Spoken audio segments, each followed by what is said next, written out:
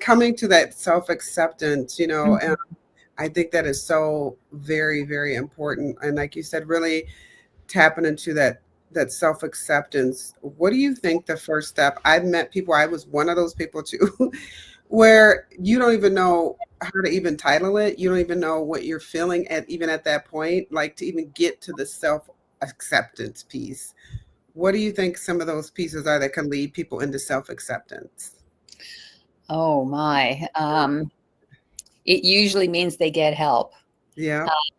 It's at the point where you're willing to open the door and ask for help from maybe a self-help book, maybe Yeah. a friend, maybe a professional. It doesn't matter. It's the willingness to reach out and start to consider other alternatives because, like the old saying goes, it's sometimes attributed to uh, Jung, it's sometimes attributed to Einstein and to other people, which is if you do the same thing over and over again and expect different results, that's called insanity. That's right. And so you can't do what you've been doing. You have to do something else. Mm, yeah. That's very, very hard, not to mention scary. Yes. Thank Mm. you. Thank you. That is so helpful. And I think just in layman's terms, some people that like going into that self acceptance means reaching out for help, whether that's picking up a book, that's Mhm. reaching out to a mentor, that's reaching out to a coach or a spiritual advisor. But just the first step is stepping out so that, to help you become aware.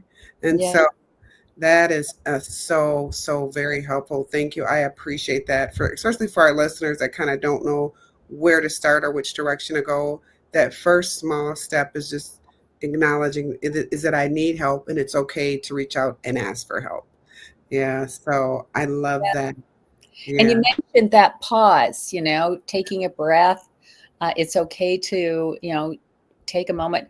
It is true because that pause will help you Yes. start to shift into a different direction and a different approach.